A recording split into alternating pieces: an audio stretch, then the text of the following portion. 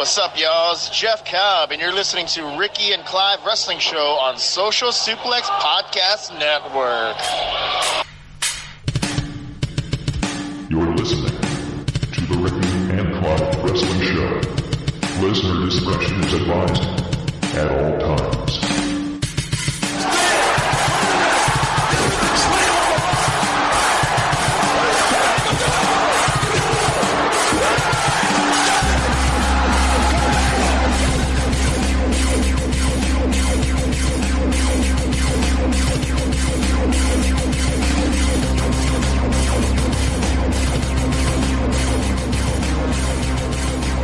As we are brought in by the fire tones of Brian Kinsella, to whom we give all deference, welcome, ladies and gentlemen, to this, the Ricky and Clive Wrestling Show, part of the Social Suplex Podcast Network.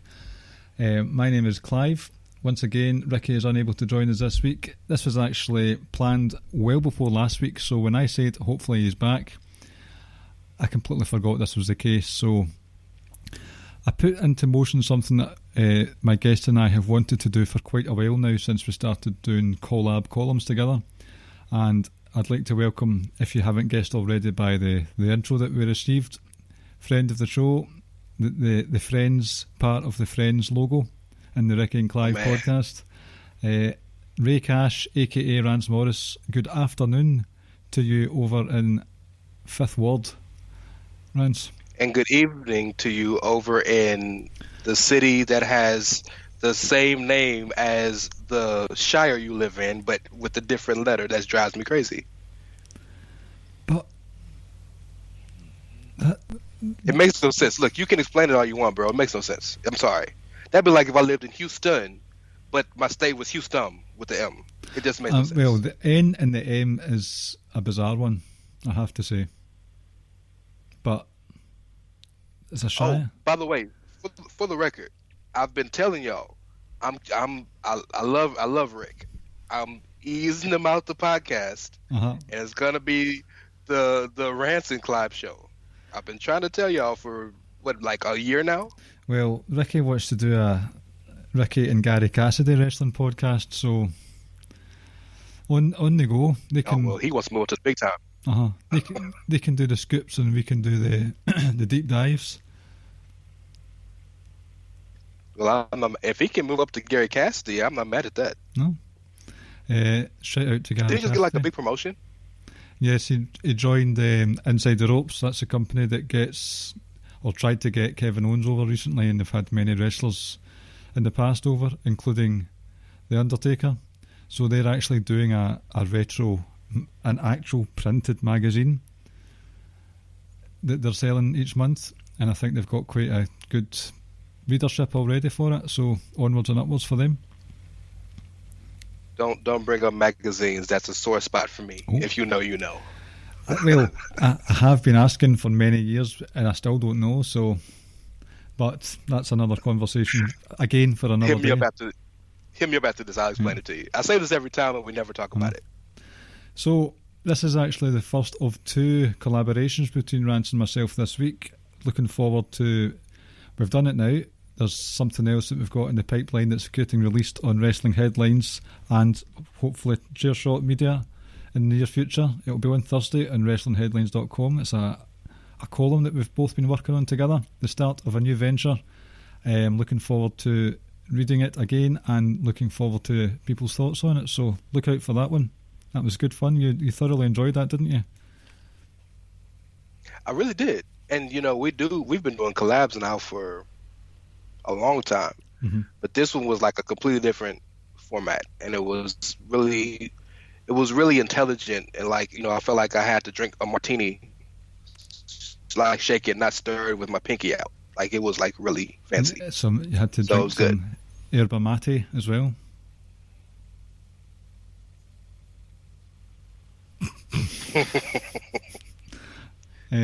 As far as I'm aware, Edge drinks that and it makes him brainy and wide awake and alert. No? I don't know how anybody drinks it other than James Bond, but, more power to you. Yerba mate is something else. It's one of those vitamins. I don't know what that is. Well, I'll just delete the last 20 seconds then, it's fine. I'm a smile and nod, but I don't. Does it get you drunk? It gets you wired. It's non-alcoholic. Oh, that's what. Okay, yeah, I definitely had never heard of it. No, it's non. It's not an alcohol. It's one of those super potion drinks. Oh, like the ones that you drink before you start working out. They like get you like the Hulk, like one of those. Something like that. Yes. Okay. Yeah. Well, do I look like I work out? Do I? I don't have my Bobby Lashley physique. You've got the vest on. Right. Enough of this. Yes, this is a vest. Yes. What did the policeman say to his stomach? You're under a vest. I don't know what he say. You're under a vest.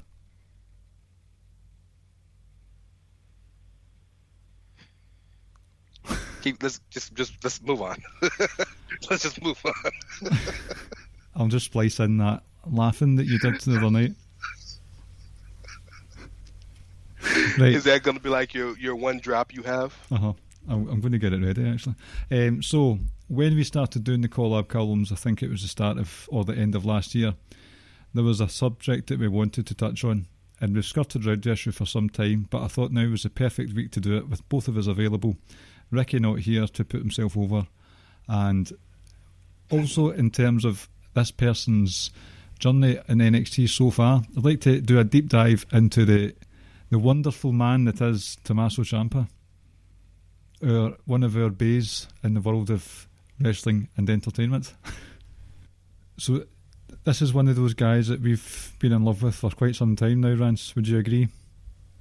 Completely agree. I mean, he is like, you said it perfectly, he's our bae. Mm-hmm. He's our wrestling bae. There's not really a sort of timeline or structure or anything, but when would you say that he started to move apart from the pack for you? Because obviously when he first came in, there was the stuff with Johnny Gargano, but was there a moment when you thought, I'm going to start paying more attention to him? For me, honestly, the first moment that really made him catch my eye was the Cruiserweight Classic. Right. By the way, if you guys, I was going to make a joke that we're talking about John Cena, but clearly we're not. We're talking about Tommaso Ciampa. Clearly. But the first moment that, because, he was always just Johnny Gargano's partner. Mm-hmm. And I knew him from Ring of Honor as Psycho Killer, right? The Sicilian psychopath. Yes. But the Cruiserweight Classic match kind of finally pointed his attention to me, because he demolished Gargano the entire match. And when he had the chance to put him down, he stopped. Gargano took advantage of it, and then afterwards you thought he was about to destroy the hell out of Gargano, and he hugged him. Mm-hmm. And that's when I realized, oh yeah, he gonna fuck up Gargano one of these days. It's not gonna last very long. Yeah, and it didn't. But that match was spoken before. Ricky and I have said it many times that after that match had happened, I texted him to say, there's always a match now and again where I have to text him to say, you need to see this match, and it was one of them. The last match of the first round of the tournament, even with the likes of Lindsay Dorado and Mustafa Ali and Kota Ibushi and amongst it at the start, this was the one that stood out for me. Yeah. Was that the first round? Cedric? No, that wasn't the first round. Later? But I mean, like that was the main event of the first round, because that was the last match. Mm-hmm. Was Gargano Ciampa, because they were the only two WWE people knew besides Tajiri and Kendrick, but because they were currently wrestling on WWE television. Uh-huh. See, there must have been a lot of pressure on their shoulders that night, because the tapings, God knows how long they lasted, but if that was the last thing taped from 16 matches, the crowd must have been tired, so it was good to put two familiar faces in against each other, and they knocked it out of the park. But the match, there was a match in December of 2015 where Samoa Joe fought Tommaso Ciampa on TV, just a random TV match, and they slaughtered each other. It was just a chop, not so much a chop, like a strike, open palmed strike fest, and there was a fire in Ciampa's eyes that I hadn't seen till that point during his tag team stuff with Gargano. And this was still at the time when Samoa Joe was still just warming up, hadn't been involved in too much, and it was as if they both had a point to prove, and Ciampa proved his point that night, but I think people started to take him more seriously at that Cruiserweight Classic, and this was right slap bang in the middle of their DIY's rise to the top of the NXT tag team division as well, which in itself was a marvellous story. I don't want to diminish Ciampa's DIY run by any stretch of the imagination, because DIY is one of the 10 best tag teams of the past 10 years. Mm-hmm. Like, that's not exaggeration. Go look at the star ratings. Go look at the matches they had. Go look at what they did. In fact, go look at what they drew. They drew houses, mm-hmm. right? But I feel almost like Tommaso Ciampa was kind of playing Tommaso Ciampa and not being Tommaso Ciampa. Right.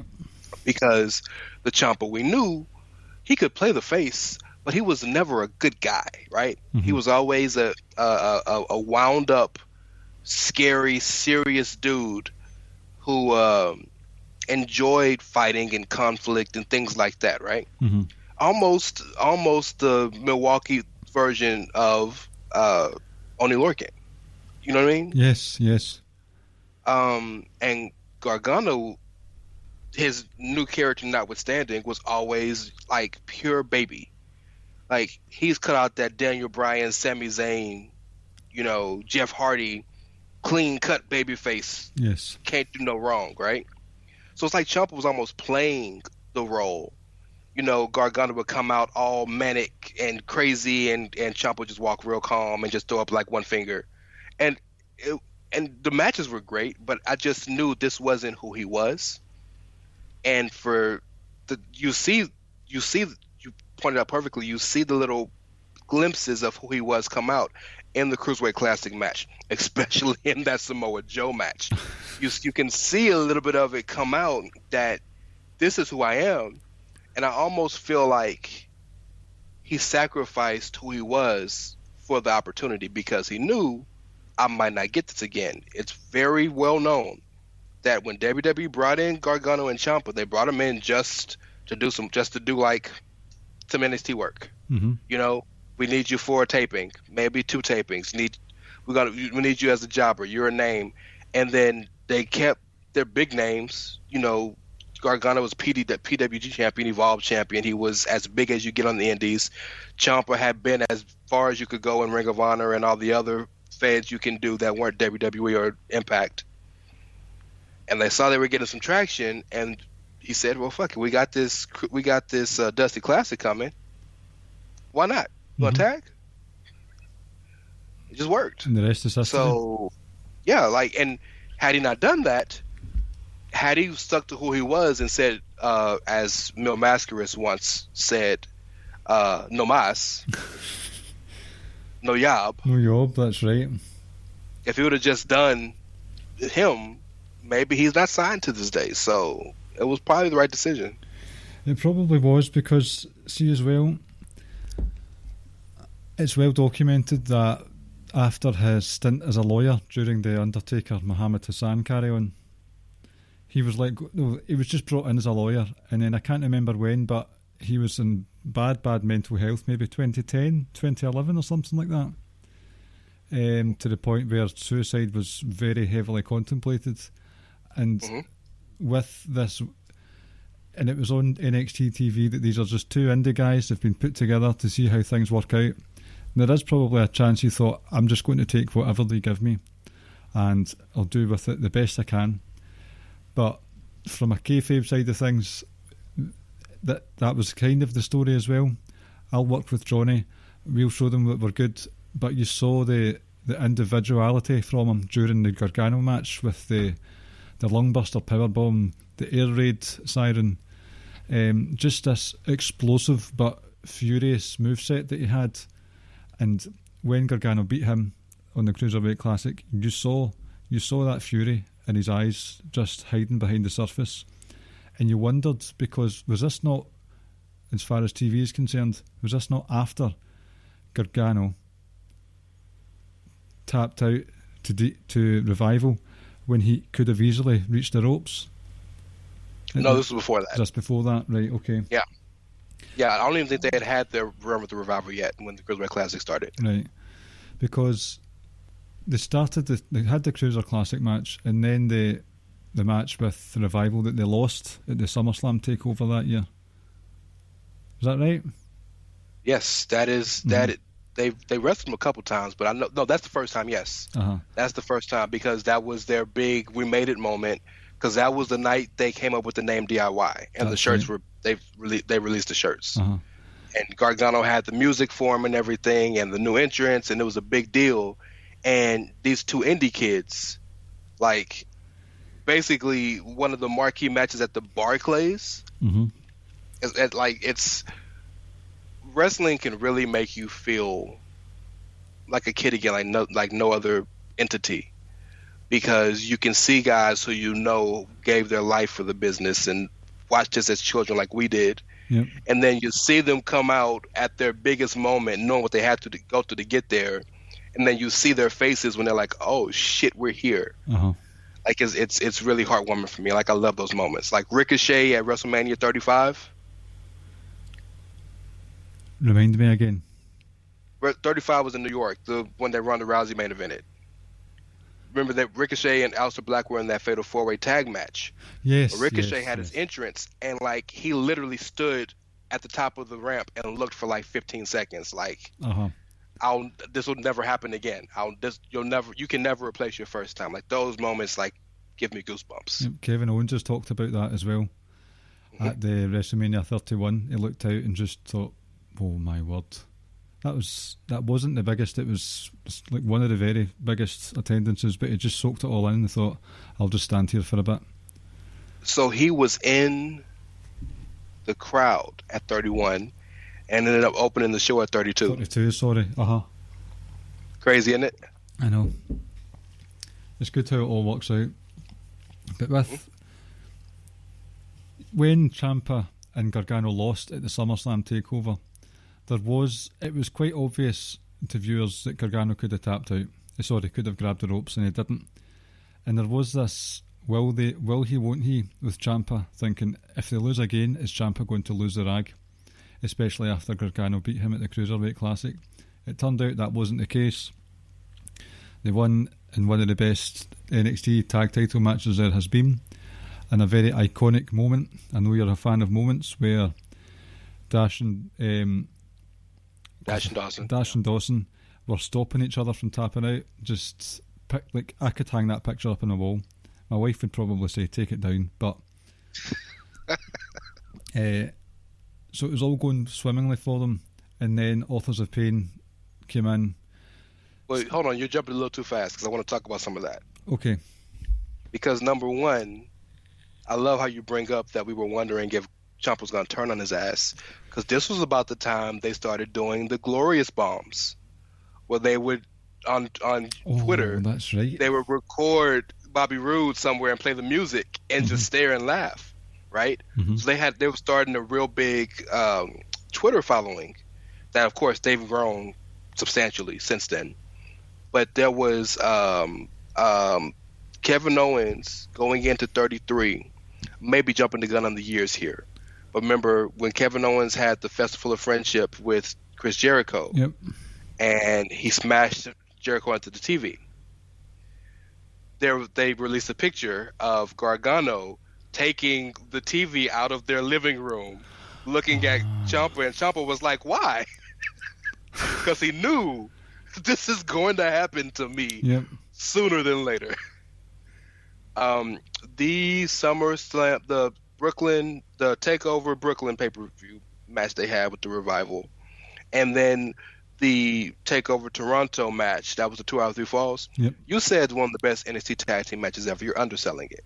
It's one of the best tag team matches ever. And not just in NXT, Yes, not just NXT, not just WWE, not just America. That is one of the greatest tag team matches ever wrestled. Put that up there with the Midnights versus the Rock and Rolls.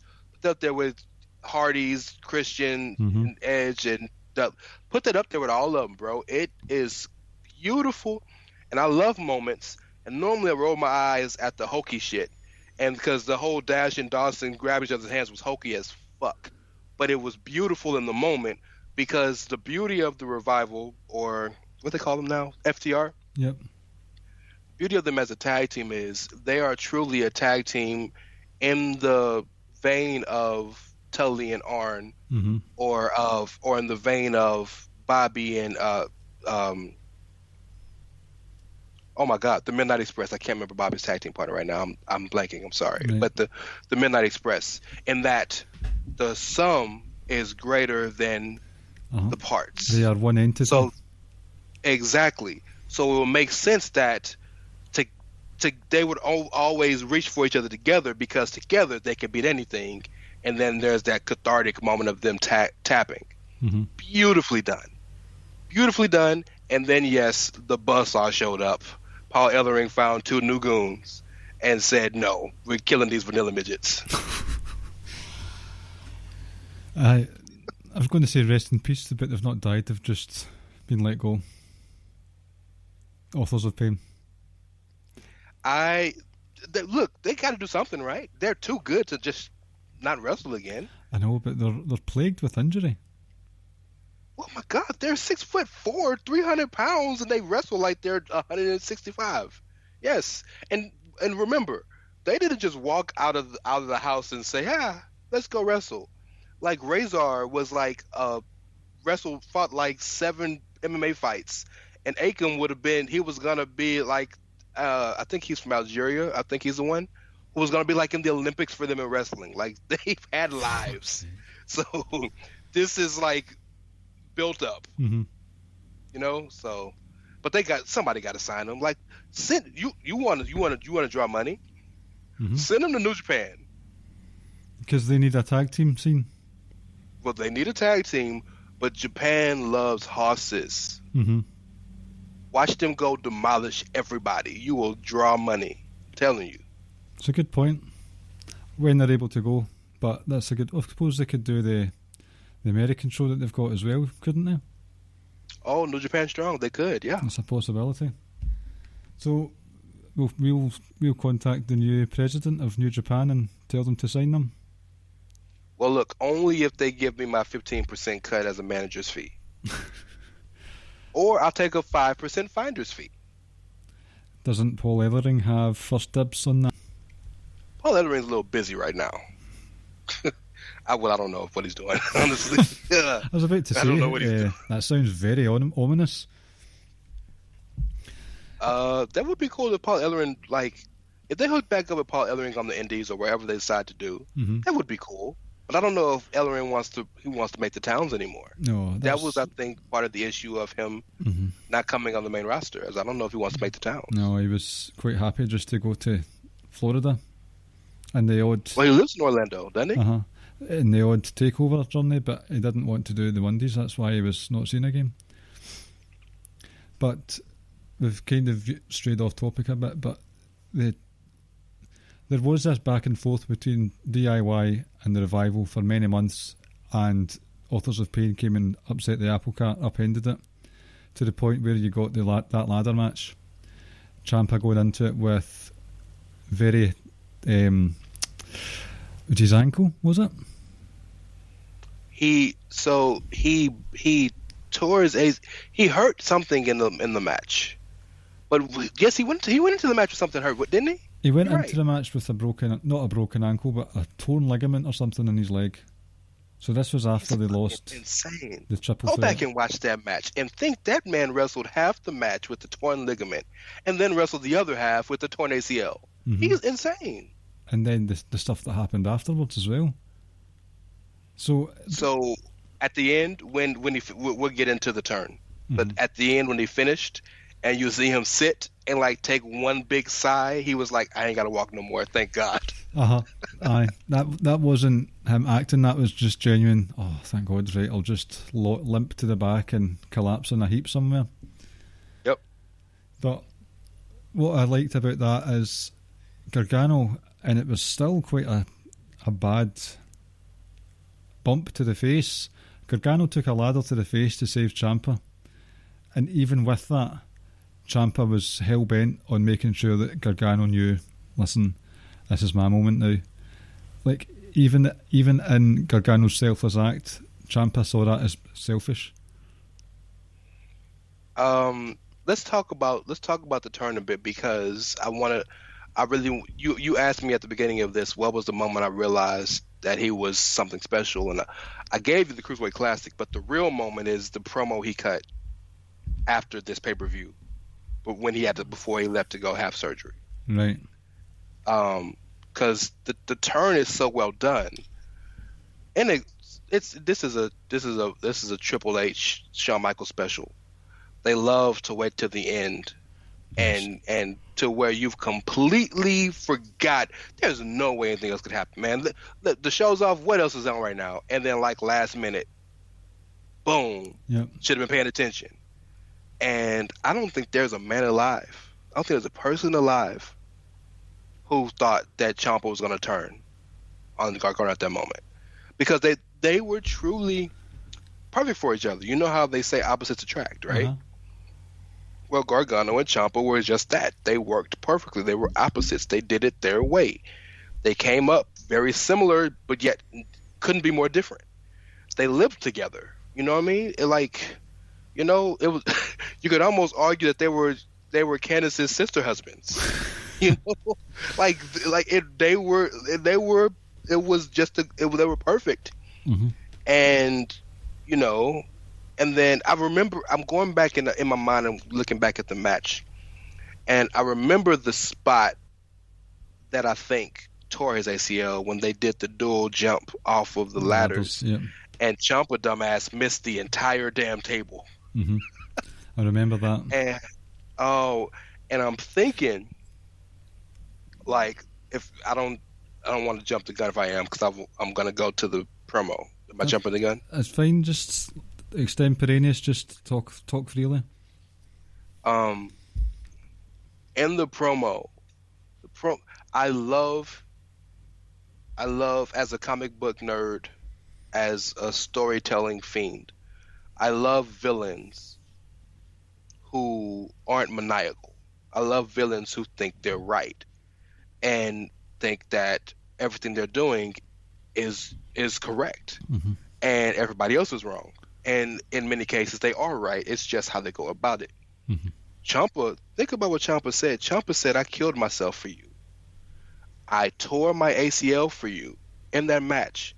And like you said, and you still wanted the moment for yourself. But more importantly, I knew that while I was gone, nobody would care. They all cared about you. Yes. And what's the very next thing that happened? Gargano had the title match against Andrade right after he got hurt. And so, not the title match, but he had the match against Andrade. But he was on, you know what I'm saying, on that upturn, because Gargano was always going to get pushed individually. That was when Zelina threw the DIY T-shirt at Gargano, didn't she? Yes. Well, Gargano and Johnny fought twice on takeovers. One time originally, and then they came back and they did it for the title when Ciampa came back. But the 5-star match, the dreaded 5-star. The dreaded 5-star. Bum, bum, bum. But the point about Ciampa saying, y'all got to forget about me. So I had to do something for myself. I sacrificed everything, and we've kind of went through that in this conversation. He sacrificed himself. He sacrificed his individuality. He sacrificed potential money. He sacrificed everything about himself for the good of the team. And Gargano never sacrificed anything. Mm-hmm. And ultimately, Gargano's going to be good whatever happens. He's the one that had to prove it. Yep. Right? And so that was as much about the fans as it was Gargano. And you hear it, and it just sounds like a run-of-the-mill heel promo until you actually think about the shit he's saying, and you put it with factual evidence, and that was a babyface promo, if we're being honest. They're my favourite heels as well, because there is a lot of truth in what they're saying, and if they're saying it with conviction and there is fact behind it, then it's going to resonate. Those promos will resonate. And it was gone for, was it May that the injury happened?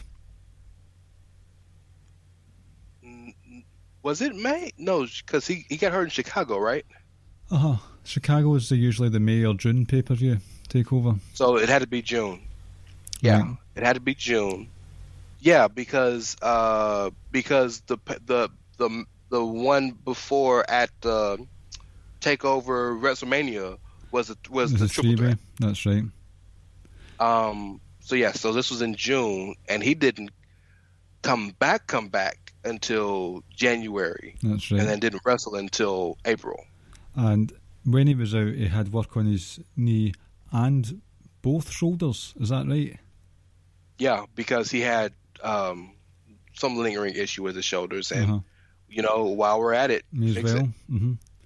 And he came back that night after Gargano wrestled his heart out, sold the dazed and confused look that he does every single time, more often than not, with some snot hanging out of his nose as well. Well, those double knees by Andrade to the outside post might have knocked him loopy for real. That was vicious. It was a vicious match. We're saying dreaded 5 stars, but it was an exceptional encounter between the two. There's no doubt in that. I think that was a turning point where, for many a takeover, the main event, the NXT title match, best match of the night, and I still to this day believe that NXT Philadelphia is one of the better takeover pay-per-views, because each match gets better as the night goes on. It doesn't peak early. You don't have the best match being first. It just gets better and better, and that's what I loved about it. And the big exclamation point at the very end, Ciampa comes out with the crutch. His arms, he has been doing double time at the gun show, because his arms, his neck, his shoulders, that's some major weights work going on there. Come back, his beard is an absolute mess. That too. We're not gonna say what I just showed. What I just showed Clive on camera, because we like Ciampa. We're not gonna do that to him. Beard's an absolute mess. What? I was gonna say, let's just say Ciampa left the cruiserweight and came back about the size of Triple H. So he was on the Jinder Mahal diet. Oh my! Look, yes, they probably worked out together. Went to the same juice joints. Yeah. What's the Biggie Smalls Juicy? It was all a dream. Anyway, he came back looking like a tank, and his eyes were just full of malice, evil, and revenge.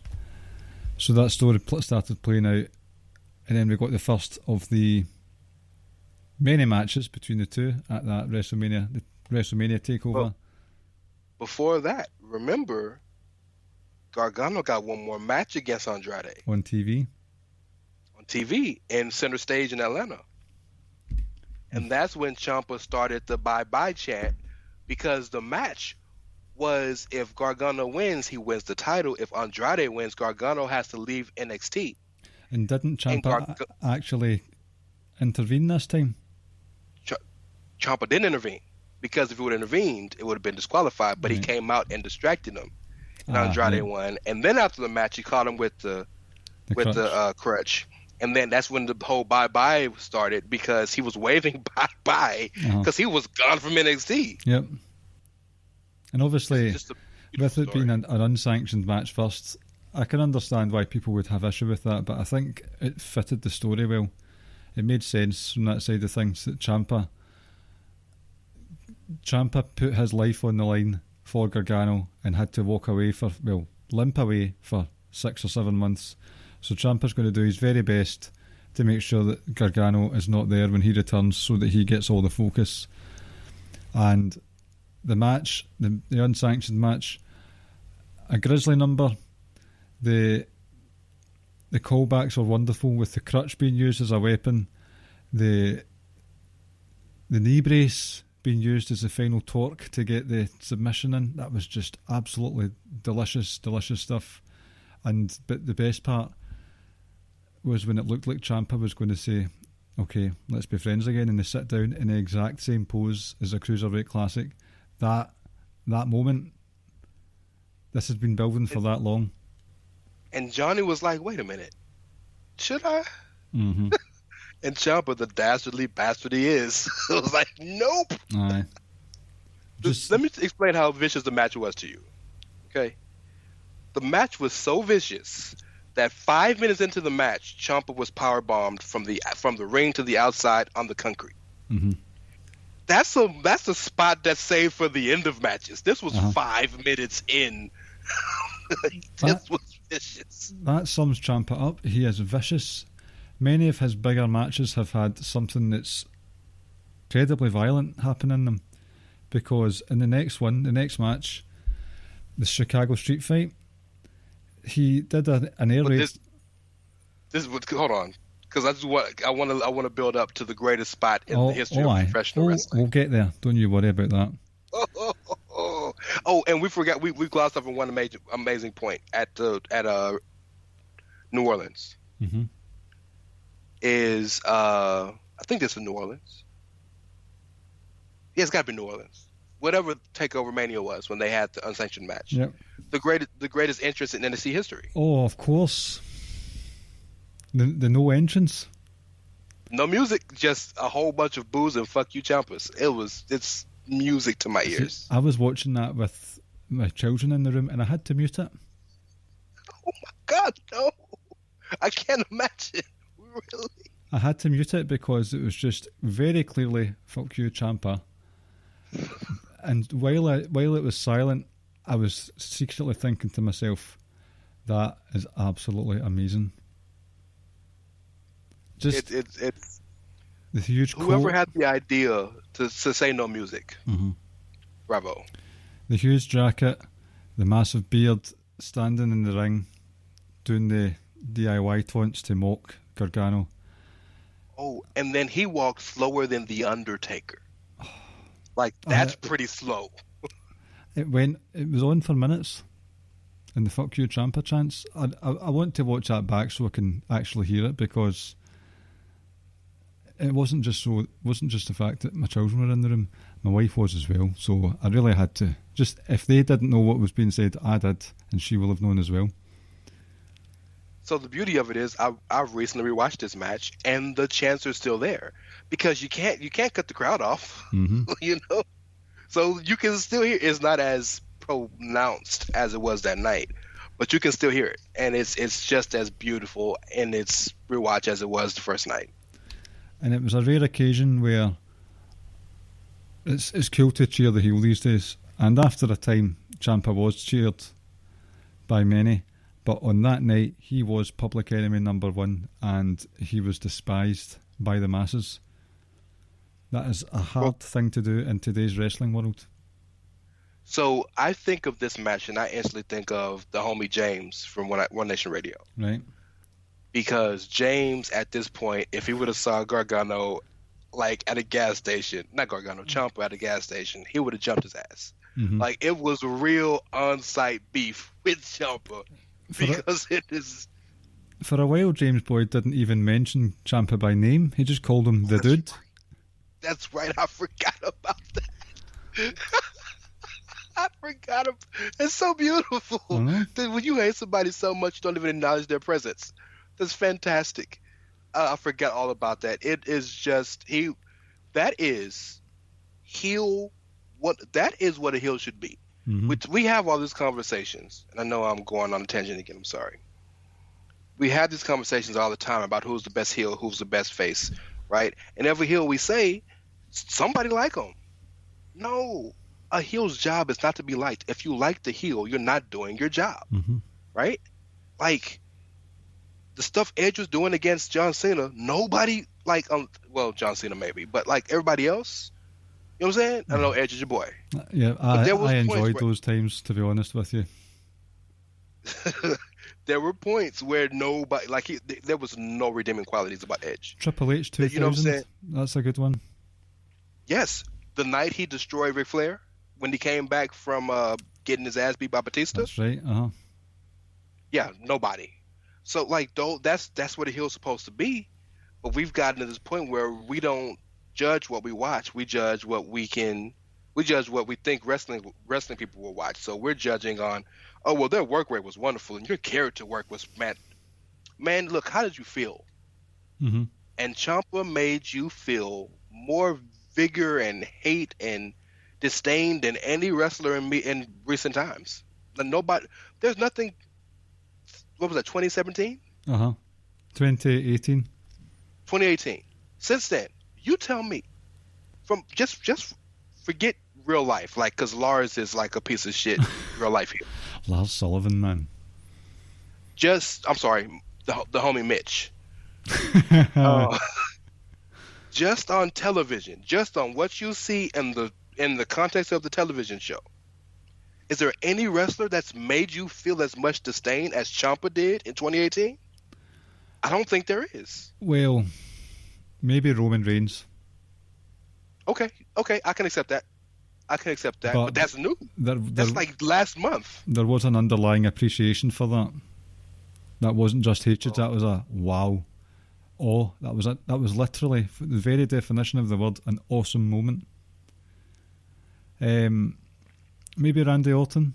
He's been pretty despicable this year, but for the grand scheme of things, no. And not especially when you take into account what happened in Chicago. The greatest moment in NXT wrestling history. I want a picture of this framed in my house, and I don't have a wife, so she can't throw it away. Just first of all, there was a spot in that match where Ciampa did that air raid crash onto Gargano on the commentary table, but left all the stuff there, the iPads, the clipboards, bottles. Yeah, the mics. Yeah. That inflicts the most damage possible. That's how heels should be operating when it comes to destruction of furniture.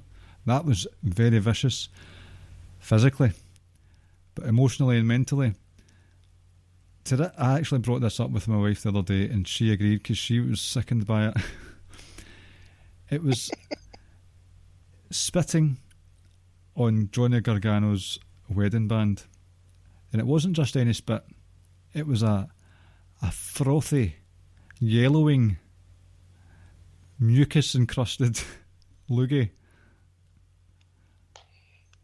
Rance, I'm giving a standing ovation. And then he threw it away. In the crowd. Look. Okay, stop. I know I'm as my brother Clive would call me, a cheeky bastard, right? I know this. I understand that I have irredeemable qualities about me because I love heels. I know it. I accept it. Nothing has popped me harder in a match than this moment, because it is so despicable. It is so bad. Look, the only thing that I can compare it to is JBL giving Eddie Guerrero's mom a heart attack in El Paso. That's the closest thing I can think. No, what else can you do that's just as bad? I mean, I don't mean to belittle your opinion, right? But I think in this one, you understand how brutal it is if you're a married man. Oh, look, I acknowledge it's horrible. I'm not. That's why I love it. It's the most disgusting, despicable thing a human being can do, which is why it's beautiful, because in that moment, again, we talked about moments, right? Mm-hmm. In that moment, that is the most irredeemable thing he could have done in that moment. He could have pulled his dick out and pissed on him and wouldn't have got heat like he did with the wedding ring. That's all I'm saying. So I know where you're coming from, and my heart goes out to you because, look, you got kayfabe, sir. I feel you. I get it. but just in the writing of it and the thought process of what can I do to piss them off. Mm-hmm. A++. It don't get no better, or I guess technically it get no worse. It was a peak, or the opposite of a peak in terms of character. That was horrendous. And you're right, we may as well just stop recording now, because that is the best thing he's done. Just about. And it's sad to say, you know what? What's crazy is we haven't even got to the title reign yet. So yes, while this may be the best moment he's done, my God, the things he did. Let's keep going. There's so much more to talk about. See, that's the thing with the title. He had done so much emotional damage to Gargano that Gargano took it within himself to try and get revenge, and all that did was give Ciampa the title on TV that time against Aleister Black, and it was a very big moment. I believe it was taped, and spoilers had leaked about it as well, so that there was a big right, this is actually happening, we know it's going to happen, and it did. And Gargano looked like an absolute fool throughout all of this. He looked as if he was more interested in what Ciampa was doing and winning back the love of his wife. Well, that's right, because this is about the time Candice started getting involved with the story. That's a good point. He looked like a fool in the last man standing match because he sprinted into an obstacle, a hazard. It's like, I loved it. Dumbass. I love seeing Gargano look like an idiot. It gives me great joy. But the title reign started, and it wasn't actually that long. Technically, it was only 2 pay-per-views, 2 takeovers. Yeah, pretty much, yeah. The War Games match against the guy, Patrick, who said he's probably not tough enough. That was a good pop, that one. And then Aleister Black. So he was kept away from Gargano for a while. And the title reign. You say that, but remember there's supposed to be the title match against him and Gargano at WrestleMania pay-per-view of 2019. But that's when his neck was done. Mm-hmm. And he couldn't do the remember me thing anymore. Remember me? Like when he attacked Ciampa before he got injured. Before he went away, I did this so that you'll be remembering me. But this time he wasn't even allowed to take a bump. Yeah, so you need fixed now. So that was it was bad. A sad case, and it was sad because we ended up getting the trilogy of excess between Gargano and Adam Cole. Man. Yes. So in 3 matches there were 7 falls. Oh.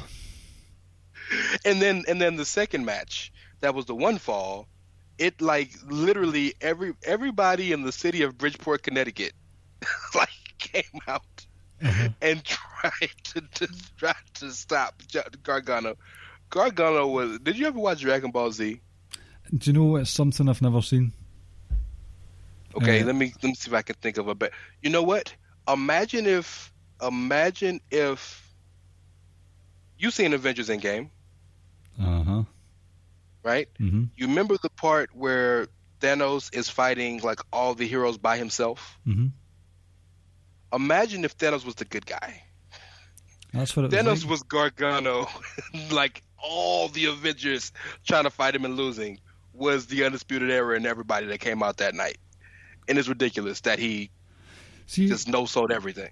That's why I take issue when people were upset that Rhea Ripley won that War Games match, or that Roman Reigns kicks out of 50 finishers to win his matches. Gargano took on an army. He took cannons from a pirate ship to the face, point blank range, and was still kicking out of them. Just total excess. I know a lot of NXT's main events and their big marquee matches are very work rate heavy and they can go on for half an hour, but these 3 matches, they were just it was just incessant. And I remember not actually really enjoying the first match that they had, the one with all the carry on at WrestleMania weekend, because I felt the first match of the first fall of the first match was just pure robotic.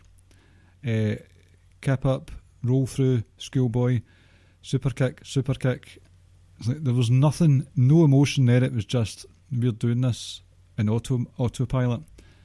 I didn't get anything from that first match. So it went from nothing, just sheer autopilot, to Gargano taking on about 50 warriors. So, to be fair, because you're right, you're spot on.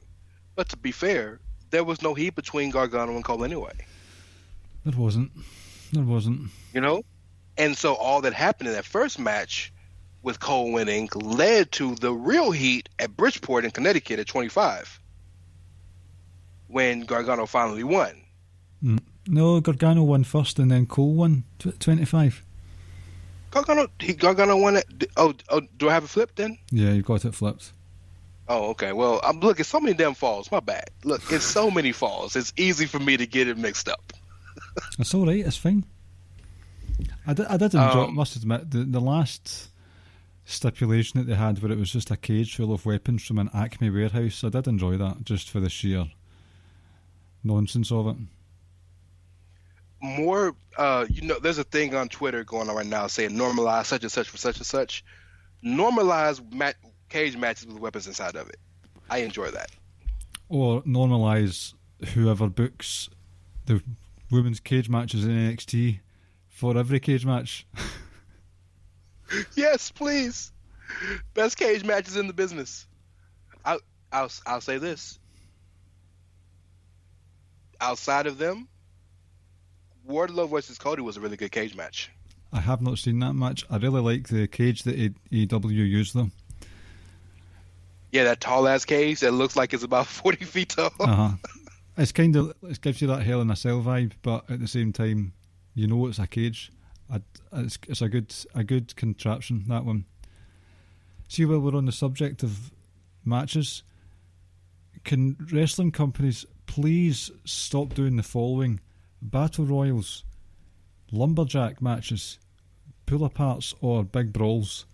I don't know if it's just me, but it feels like there has been more of these during this pandemic than before. Well, they're easy tropes. They're easy tropes to give extra people something to do and to make something feel bigger. Like, okay, let's say, we're gonna put Cunning Clive against Ray Cash, right? That's the match. But they've never crossed paths. But both of them are badasses. Well, give us a pull apart brawl. All of a sudden, this feud feels big. It's just a simple booking trope, and the fact that it's used too much. The problem with those is the more you use them, the less they matter. So to your point, yes, it's annoying now because they're used all the time. It's not that they're used to further storylines; it's that they're used when both WWE and AEW have had outbreaks. It's okay, I see. Yeah, like I don't mind the lumberjack and brawls and pull-aparts in and of themselves at all. I think they're great, but come on, we're supposed to be social distancing. You're lucky you're able to wrestle at all, and you're doing 20-25 people within 10 square metres of each other. Fuck's sake. Oh, you didn't know the president cured COVID? I thought you figured that out. What? And let's move on before we get in trouble. Oh, we'll be in trouble for something else, don't worry. Fair enough. Right. So, NXT was soldiering along, doing well for itself in the lead up to the USA debut. And was it the first night? No, it wasn't the first night that Ciampa came back, was it? The very first one? Because the very first night, because Cole wrestled Riddle earlier in the night. And I believe the main event was the Street Profits versus the Era. Cool Kyle and Bobby. Mm-hmm. And they won, and then there was a big brawl or something that happened, or they were celebrating in the ring, and Cole had come out to clap with him.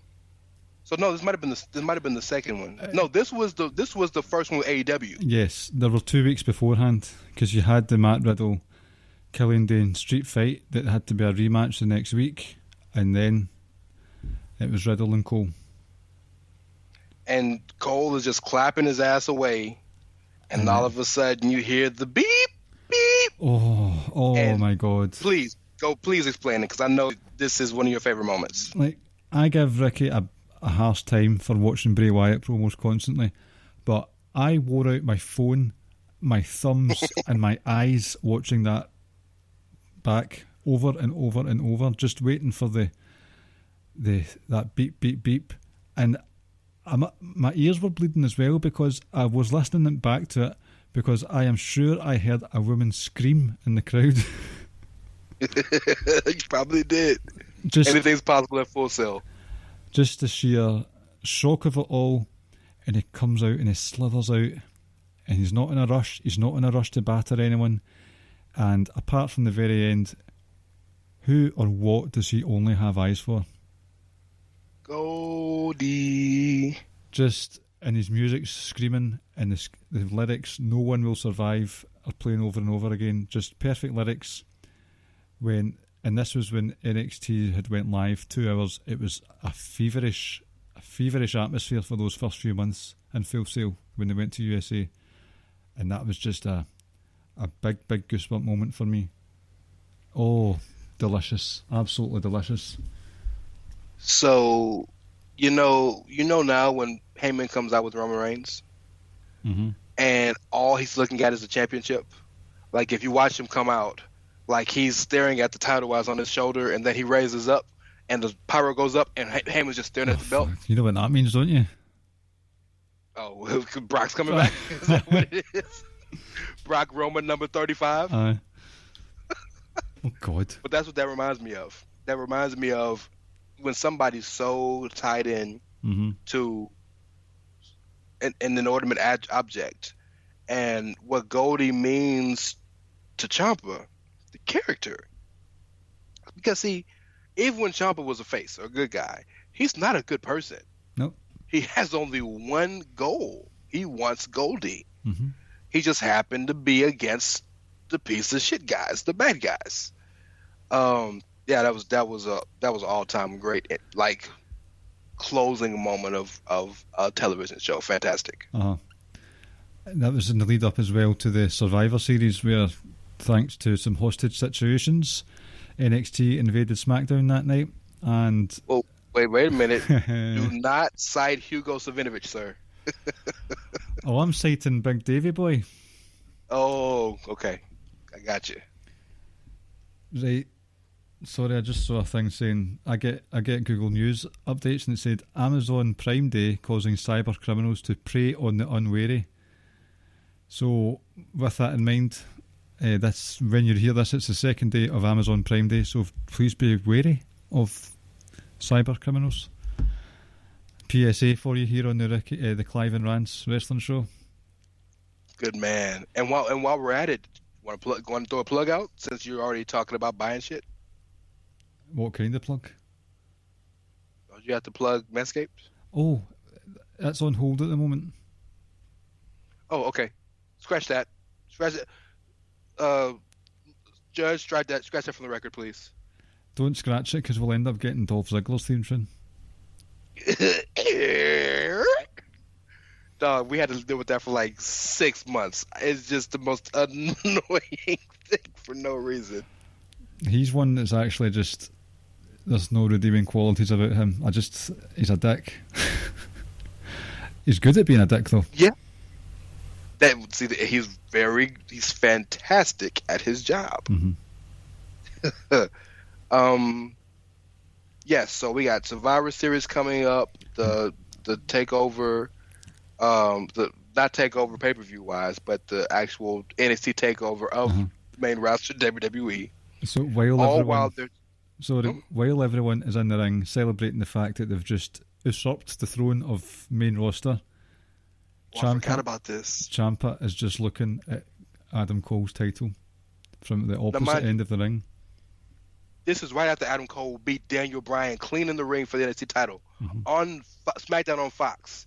And Ciampa is just staring at the NXT title. And see, the beauty of it is, if Vince McMahon was Vince there that night? I think he was. I mean, Vince was probably there back. Well, yeah, Vince ain't missing no NXT on Fox. They got too much money. I was just thinking, if Vince saw what Ciampa did, he would, not looking at the hard cam, he would have chewed him out. He may have chewed him out until Uncle Paul told him, we got a pay-per-view to build. Because, see, this is the thing that's important. The Survivor Series build with the plane being held, not hostage, made it, and he had to get involved so deeply to the point where their build to their pay-per-view was stifled. Mm-hmm. You know what I mean? They're building the War Games, and all the War Games participants got to work together to fight Raw and SmackDown, and then be like, "Oh yeah, I still hate you though." It was quite disjointed. That one moment continued to build heavily and strongly to Undisputed Era versus Ciampa's Army or whatever crazy name they would have given back in Survivor Series 1989 or some shit. Yep. Ciampa's cronies, some stupid like that. So the Survivor Series match itself was good, but it was the War Games the night before. And well, don't gloss over Survivor Series for one reason. Look at the captains of each show. Of each Survivor Series? The captain of Raw Survivor Series team was Seth Rollins. Mm-hmm. The captain of SmackDown Survivor Series team was Roman Reigns. The captain of NXT's Survivor Series team was Tommaso Ciampa. Yeah. So this man is standing tall and put on the same wavelength. And Ciampa and Keith Lee were put in the same breath and wavelength as the two biggest stars in the company, male-wise. Yep. If just for one or two nights, but it happened. Keith Lee's obviously doing well at the moment. I think Ciampa's issue, as we'll get to, and we know pretty unfortunately, is that you can't trust it. You can't trust his injury history anymore. No. And I think that what we saw from the War Games with the massive jump off the top of the War Games cage through a table, really didn't. I don't mind very hardcore wrestling, but I really didn't need to see that, especially why he was off. No, I don't think so either. And God bless him, because he tried as hard as he could to be as safe as possible. Like, he didn't let Cole's neck go until they were on the ground for like 2 seconds. Mm-hmm. Like, he really tried to be as safe as possible. And he was. Yeah, it's like, as safe as you can be jumping off a cage through tables. Mm-hmm. But it wasn't necessary. And since then, okay, he's had a title shot, which a match I enjoyed with Adam Cole, and the stuff with Johnny Gargano at that takeover where they had to film it in advance, and I didn't really get much out of that match. The one that felt as if it was in black and white almost. Just, do you know the one I mean? The match with Gargano. Oh, the cinematic match. The cinematic match just didn't do much for me. Well, so I think I was in cinematic match overkill. Well, I know you're sick of cinematic matches in general. When you're building, this could almost be called Tommaso Ciampa a character study, because all of these have a major point in building the character psyche or dissecting the character psyche of Ciampa, right? So yes, while the match wasn't as enjoyable as anything Gargano or Ciampa has ever done, and quite frankly, I didn't think they should have wrestled each other at that juncture. Right. It was important because this was the first time Ciampa had ever been the hero going into the Gargano feud. Right. And this was the first time that Candice took a side. So, like, there's important parts of it. Yeah, ultimately it didn't really fucking matter much. They never had to wrestle again. That was positive. That is positive. See, since then, they had the match with Killer Cross. He was destroyed in a matter of minutes. And since then, on one hand, I'm happy that he's resting, especially that he can't just wrestle house shows because of COVID. He's resting his neck as much as possible. He's not having to put his body through so much exertion. But in the other, I think he's been conspicuous in his absences since then from NXT and pay-per-views. I think they're NXT kind of soft rebooted, so they're pushing like a lot of new people, Damian Priest and Tim Thatcher and Bronson Reed and Cameron Grimes and all these new kids, right? They're like a lot of new people are getting pushed, and Ciampa and Gargano were kind of old guard in that you can put them in and take them out whenever you want. I was really hyped to see a potential a potential Ciampa Jake Atlas feud. I really wanted to see that little mini feud. And if you saw this past Wednesday, Gargano and Kushida, take my money. Excellent match. Take all of my money, please. Mm-hmm. So he has a role, but he's almost become the gatekeeper now, because that's the problem with guys like Cole, Gargano, and Ciampa. What do you do with them at this point? They've done everything. Uh-huh. If they're not willing to go to the main roster, and I understand Ciampa's side of things, where it at the time when the public was still open, he didn't want to tour, he didn't want to have that rigorous schedule. But if you're going to stay in NXT, then you're going to have to deal with the same problems that other people have, where they're not used as much, they're much further down the card, there's different flavours of the month, as you said there, your Cameron Grimes and Bronson Reeds, Dexter Lumis, all these guys. But he's home every night to see. But he's home every night to see Willow. So at the same time, he has tweeted or Instagrammed out that he wasn't happy that he hadn't been used, so he's going to take it into his own hands. So is he happy? Well, do you think that's kayfabe, or do you think that's like real Tommaso speaking? It's hard to tell. Because there was once upon a time his Twitter game was devastating. Like, he would never at someone properly.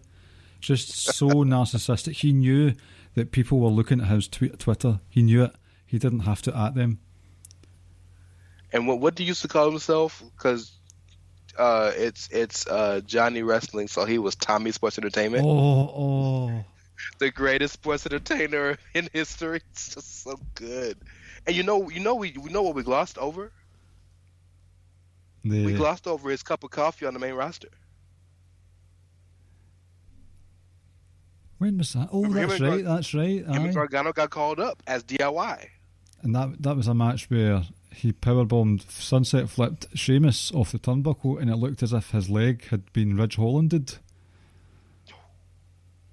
Hey, get well soon, Ridge. Oh, why? That was... How much does that suck that not only are you gone for about a year and a half at least, but you just got your big moment. Like, it don't get bigger in NXT than feuding with Cole in the Undisputed Era, and like the next night. Oof. It's just... Obviously, there was... He was forgiven for whatever happened with Johnny Gargano that night, because that was a bad accident. Whether he was at fault at all or not, that looked bad on him.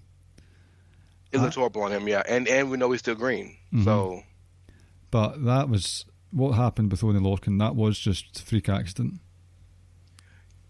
Can I bring up one more thing we didn't talk about that I know you would love to kind of enjoy? We didn't talk about the end of the Gargano-Cole match. Not Gargano, the Ciampa-Cole match. When Gargano turned on Ciampa. I enjoyed that because it was a callback to that WrestleMania 25. The WrestleMania New York one. It was a callback to that night where Gargano had fought off everyone and came away the victor. And it looked like Ciampa was doing the same, and Gargano thought, no, I'm not letting that happen on my watch, ladies and gents. And just that callback, there's been many callbacks, as you said. This is a Triple H, Shawn Michaels, it's a Seth Rollins, Dean Ambrose.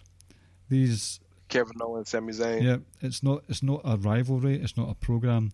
It's these people are intertwined with these other characters throughout their career. It's part of that canon. Don't forget, Gargano had on a DIY shirt when he did it. Oh, did he? Oh. And the same kind of belt issue when didn't Aleister end up getting hit in the face with the belt when Ciampa won? Mm-hmm. Because I know he got super kicked, but like there was so many callbacks in that little 2-minute moment that is fantastic. There are probably some we didn't even realise as well. Yeah. I got to go back and watch that. So, okay, I have a question for you. Okay.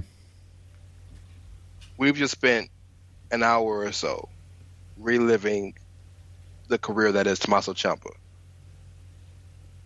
Where do you see him going next? What do you forecast for his future coming up? Knowing the seeds that NXT can sow now and again, I think Kyle O'Reilly will rear his head. Well, I do. When he beat up Jake Atlas, Kyle did stick up for him. He did. By the way, speaking about seeds being sown, see that video that Gargano and Candice watched of Indy Hartwell helping Candice in the Battle Royal match? That was like 2 weeks ago. That's lovely. I bet you nobody paid attention to Indy Hartwell in that match. Nobody did. And Indy Hartwell bought them the new TV that Tegan destroyed. It's funny that Gargano said, "Who is she? She loses all the time," and then he said, I told you I've always liked that girl." Is there anything that's catching your attention in NXT right now? Since Ciampa isn't really super active. I am enjoying Damian Priest's run. Good man. He's doing well. Maybe my favorite champion besides Roman right now. He's had a very good takeover run recently, actually, when you think about it. What else am I enjoying? Shotzi Blackheart. Fantastic. Shotzi's a superstar. I think they know they got a superstar in their hands now. I think they've figured it out. She's just great fun. Agreed. I am enjoying anything that Legado de Fantasma does. I'm getting there with them. It seemed to go quite quiet with them for a while, but it's picking up pace again. I think they're waiting for the right cruiser to come along. It wasn't Swerve? You don't think it was Swerve? I thought it would have been Drake Maverick. Well, Drake Maverick is in the greatest tag team in NXT right now. He's going to get that dance over, isn't he? The dance and the song. Mm-hmm. Yes, he is. Drake Maverick is a testament to the wrestling business. He is everything that's good about professional wrestling. Mm-hmm. That man is everything that he is. Throw him in the Hall of Fame now. He's just a fantastic human, fantastic wrestler, fantastic speaker, fantastic. He's wonderful. Mm-hmm. Anything that man chooses to do, it gets over. Yep. It's fantastic. The dance, I'm looking forward to seeing that dance again because it was just so shite. It's so bad. And he loves it. But you know he likes to dance because he comes out to the Bon Jovi song on the Indies. He dances the whole way to that. What Bon Jovi song is it? The main one. Living in a Prayer. Right, okay, right. Yeah. That's what he comes out to, at least in ICW. Mm-hmm. Come on, that's your promotion. I hadn't been watching it when it was mostly Progress he was in. Maybe that's what I'm thinking. It's one of the two, but they're the same damn promotion, just in different countries. They're the same thing. Well, Progress have been a bit more forthcoming with the speaking out stuff, but there we go. Never mind. You want to make a person mad that lives in the UK say that all the countries are the same. They will lose their shit. Mm-hmm. I mean, I've got a different accent from someone who lives 20 miles away from me. That's how crazy the accents are here. Well, look, listen to Drew. Listen to Noam Dar. Do you mean Gerard Butler? Yes, listen to him. Hell, listen to Kaylee Ray. She's kept her roots. She will never lose her roots. They are very deep. Johnston is very close to Glasgow. That is super central Scotland accent there. By the way, shout out to her didn't she hit like 400 days as champ or something like that? Mm-hmm. Good. I'm glad she beat Tony Storm's record. Over the moon. Tony Storm held it that long? She was just the longest reigning champ for a while. Oh, well. Okay, so talk to me about this French chick with the booty. What's her name? Valkyrie? No, not her. It's another one. She's new. It starts with an A. Is this Amelie? NXT UK? Yeah, Amelie or a male or a mall or something like that. I'm not sure. I've not seen the reboot.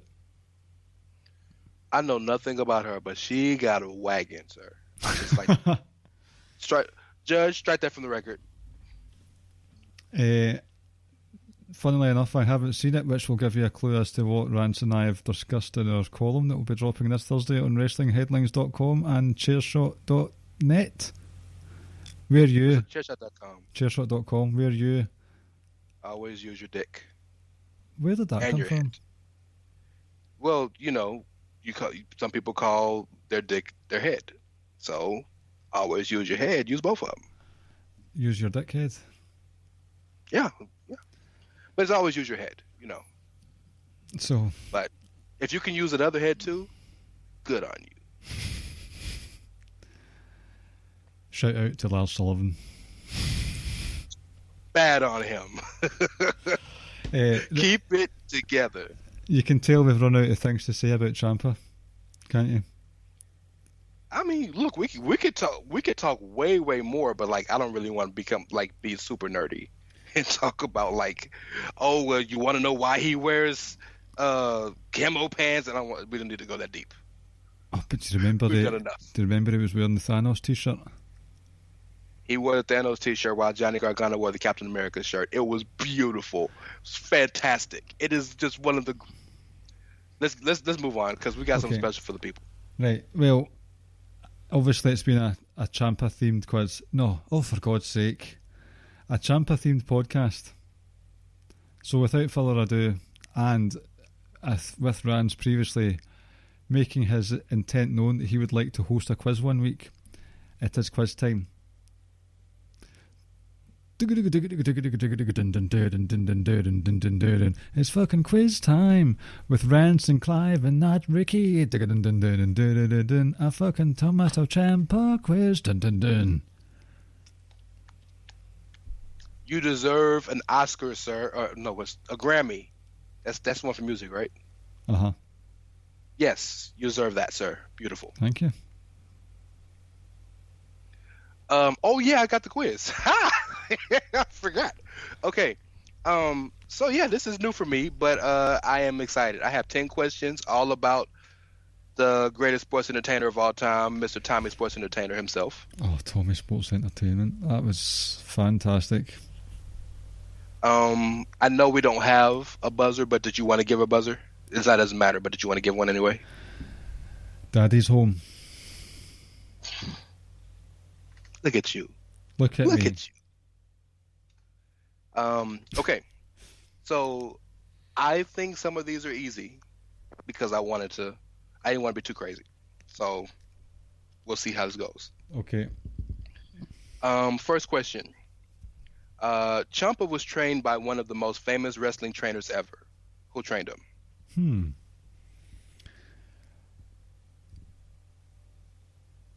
No, he is not Canadian. Doesn't necessarily mean that it was someone from Canada, if it wasn't. I'm going to go out... Could be. Harley Race? No, it's a good guess. I'll give you one more. Killer Kowalski? Killer Kowalski is it. Good job. See, even though Ciampa is built and lives in Milwaukee, Wisconsin, but he's from Boston. That'll also be why Triple H was keen on Ciampa. There you go. There we go. They have that history. Number 2, you've kind of already answered this, but there is one part of it you don't know. But Ciampa's WWE debut was actually not in NXT. It was on the main roster. What did he do? And for extra points, what was his name? During the Undertaker Muhammad Hassan feud, Tommy Ciampa came in as a lawyer. And we discussed this before we started recording tonight. I have not got a Scooby-Doo what his name is, so I'm going to say I'm going to be prejudiced, and since he was a lawyer, I'm going to think that there's some Jewish name going on there. I'll say that he kept his first name, so Thomas Goldstein. So you're going to be so mad when you hear it. Thomas Whitney, ESQ. Oh, fuck. So and if you know his real name is Tommaso Whitney. So. Oh my gosh. But you get points because you got what he did. So. Okay. Yep. All right. This is a softball for you, sir. You got to know the answer to this. It was around the time Ciampa joined Ring of Honor when he started using the Psycho Killer moniker. Mm-hmm. With this, he debuted his Powerbomb Lung Blower finishing move. Oh. What did he name this move?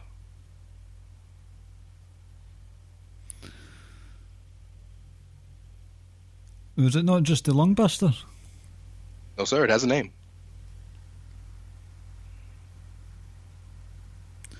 The Psycho Killer? No.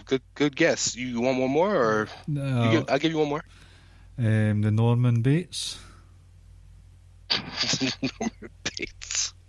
No, that's Dexter Loomis. Oh, Dexter. No, it's called Project Ciampa. So it was. Okay, this is the last non-WWE question. What championship or championships did Ciampa win in Ring of Honor? World and the TV? Did not win the world, just the TV. Okay. I remember. Want to give me a guess as to who he beat and when? I know you're not a Ring of Honor guy, so I'm not expecting anything. Just curious. 2014. 2013. Final Battle 2013. Good guess. Who you think he beat? And I'll give you a hint. Who he beat is still wrestling and contracted with Ring of Honor right now. Jay Lethal? No, good guess. He lost it to Jay Lethal, but he did not beat Jay Lethal. Jay Lethal must be about 80 now, though, surely. Jay Lethal is like 35 going on 60, bro. He's been wrestling forever. He looks old now. Well, he's been in the game forever. Yes. No, Matt Taven. I would never have guessed that. I remember that he left Ring of Honor by destroying a referee. Yes. Well, not just the referee. He destroyed Todd Sinclair too, or whoever was over Ring of Honor. Yeah, he went all out. Yeah. Good man. Right? If you're gonna go out big. All right. Ciampa's first real booking in NXT was in the Dusty Rhodes Tag Team Classic with Johnny Gargano as his tag partner. Mm-hmm. Who did they face in the first round? Oh my God! What did you think I was going to ask you? Who did he beat at such pay-per-view? Not a clue. Right, 20. Right, so 2015 then. Who did they face in the first round?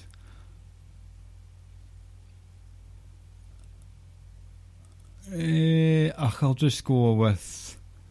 It was American Alpha. No, it wasn't. I'm gonna give you a hint. Okay, because they won the match. They won the match. Here's a hint. Here's a hint. It's a team of strange bedfellows. They did not team together. It was two random wrestlers put together in a tag team. Jason Jordan and Charisma Vacuum himself, Ty Dillinger. Well, they were an actual tag team, sir, but no. The answer is Bull Dempsey and Tyler Breeze. Oh my word! Why did that happen? I don't know. This was probably when he was doing Bullfit. Remember, he turned face. Yep, that was funny. That it was funny, actually. It was kind of interesting for a minute. So the next question is: Gargano and Ciampa won that match. Who eliminated Gargano and Ciampa in the Dusty Classic? I'm going to go with Rhino and Corbin. My man, well done. That's it. Good job. Listen, listeners, say what you will about Baron Corbin, but watch Baron Corbin and Rhino versus American Alpha from that tournament. Wild, it is wild match. One of the most beautiful end of days you'll ever see. It's one of the best finishing sequences you'll ever see. The last 2 minutes was just utter chaos. Corbin's so good, just so underappreciated. Yes. Okay. I'm sorry, go ahead. He makes me laugh, I have to admit. Oh yeah, I love it. And what's crazy about it is Corbin is such a cool guy in real life that sometimes if you follow his real life stuff, it's kind of hard to hate him. Mm-hmm. Okay. Ciampa's wife also had a career in professional wrestling. What is she famous for?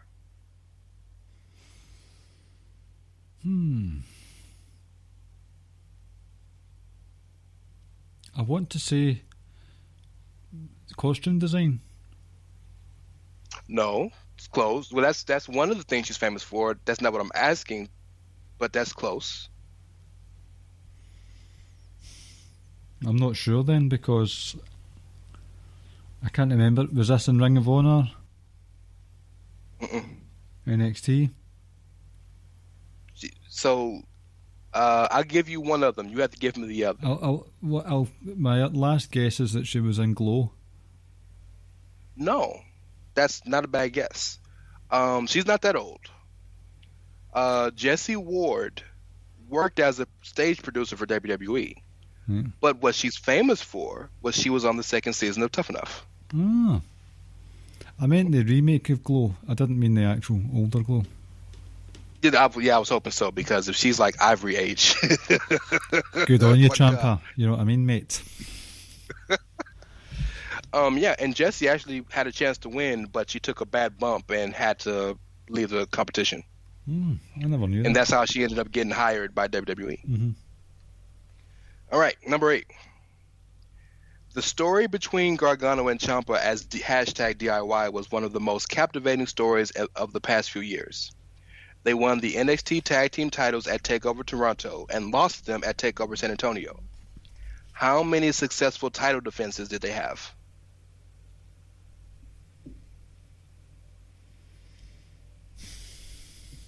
San Antonio was... I can tell you that. San Antonio was January. Won them? None? Sorry. 2. Who were they? They beat the Revival twice. Did they fight the Revival on TV during Christmas or something like that? Right. Beat them twice. Yeah. I don't think I've ever seen that one. Sometimes I don't watch the Christmas episodes because it's just recaps. So I might have missed it. All right, number 9. You and I both hold Ciampa's run. I'm not keeping score. Are you keeping score? I've got 12 points so far. Okay, it works for me. You're not going against anybody, so I guess it really doesn't matter. You and I both hold Ciampa's run as NXT champion as one of our favorite championship reigns in recent memories. Who did he defend against? Okay. Patrick Clark. Alistair Black.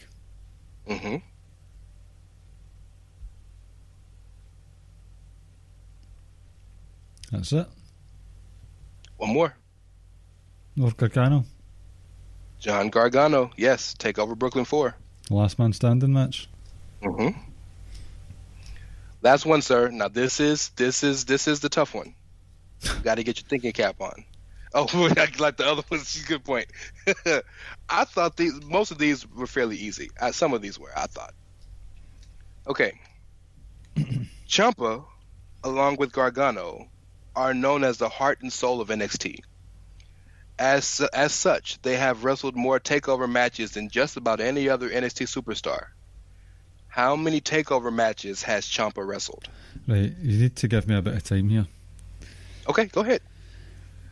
So while you're doing that, I'll do the plugs. You have been listening to the the Rance and Clive Wrestling Show featuring Ricky on Social Suplex Podcast Network. You can follow such podcast. You can follow the show at Ricky and Clive, soon to be Rance and Clive. You can also, if you subscribe on Apple Podcasts or Spotify or whatever they host now on Social Suplex, you can get such great shows as One Nation Radio with Rich and James.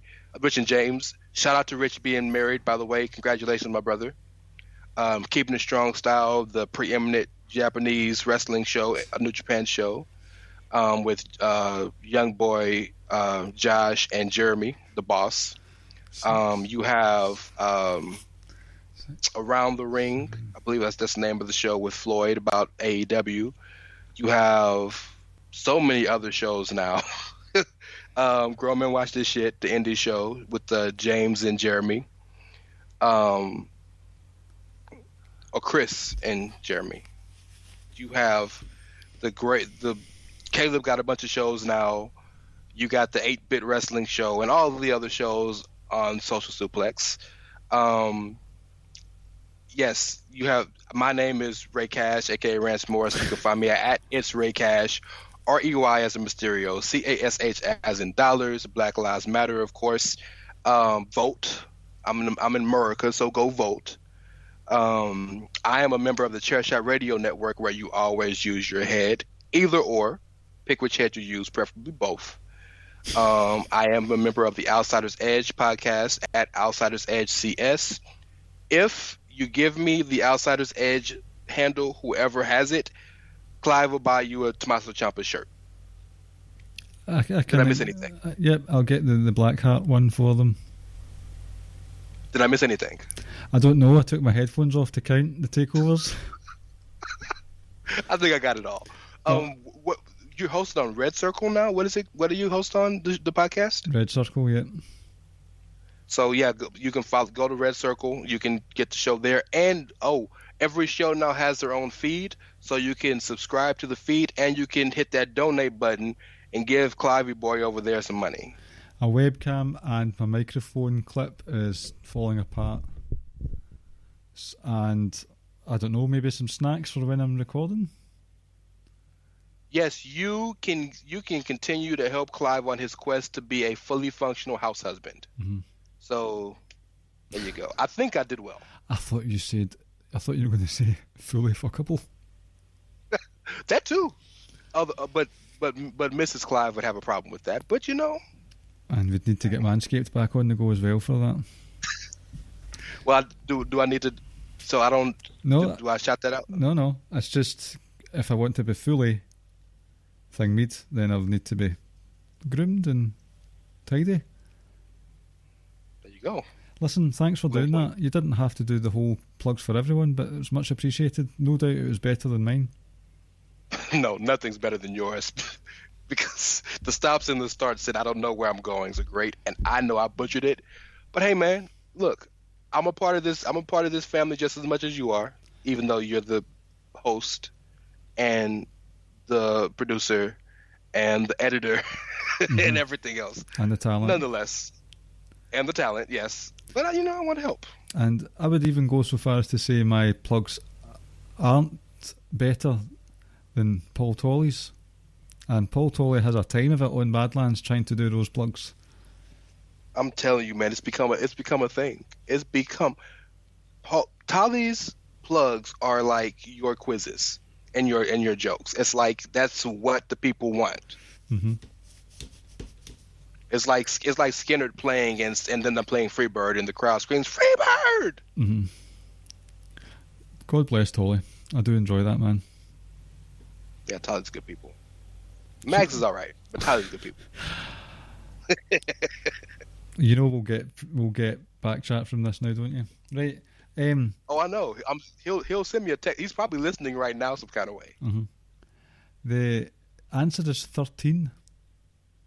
You cheeky scamp. Yes. That's exactly right. That's you want to name them? I'll try, or I can tell you his matches. Go ahead. Yeah, whichever or. See, when they started going to Big Four, I struggle with the names of the takeovers. I just think Survivor Series weekend, right? So this one, the first DIY match, the one after that was the one where they won it. The one after that was when they lost it to the Revival. Mm-hmm. Then the triple threat match. Mm-hmm. Then the ladders match with Authors of Pain. Mm-hmm. Then the 3 matches with Johnny Gargano. Mm-hmm. Aleister Black. Well, first it was Velveteen Dream, then Aleister Black. Mm-hmm. Then War Games. Mm-hmm. Then Adam Cole. Mm-hmm. Then Killer Cross. Sir, you know your Ciampa. Now, technically, this is a bit where I push the glasses up on my face. Actually, technically, there was a takeover matches done over a couple of weeks around WrestleMania weekend and week.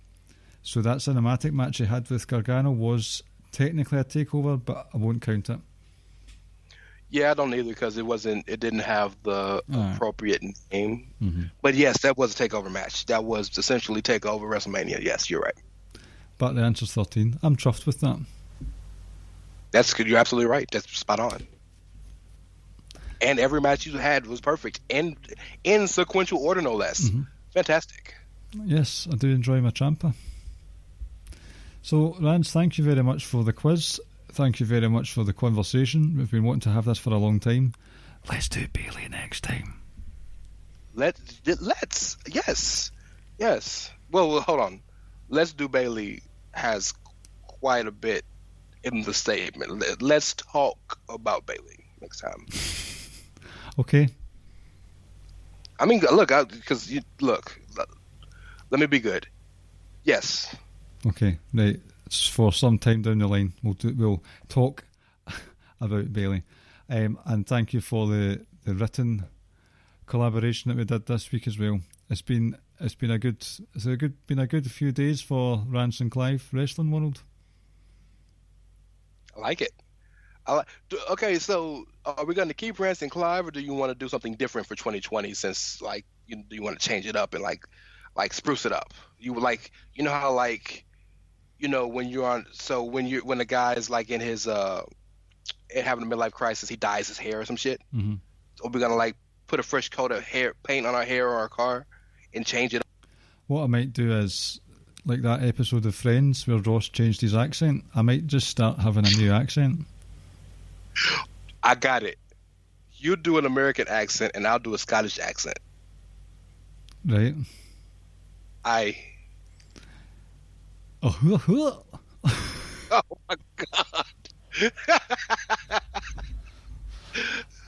Oh, hold on. I got it. You ready? Mm-hmm. It's great. Hey, that's not bad. That wasn't bad either. Look at you. But the thing with this one is it's too generic and it doesn't have a destination. Bro, I'm not trying to like sneak into Scotland and have people believe that I'm from there. I'm just trying to get to the podcast. Let's call it a night. Aye. Okay then now, ladies and gents, thanks for listening, and we'll speak to you in some form next week. See y'all later. Thank you. Thank you for listening to the Ricky and Clive Wrestling Podcast. We'll see you next time.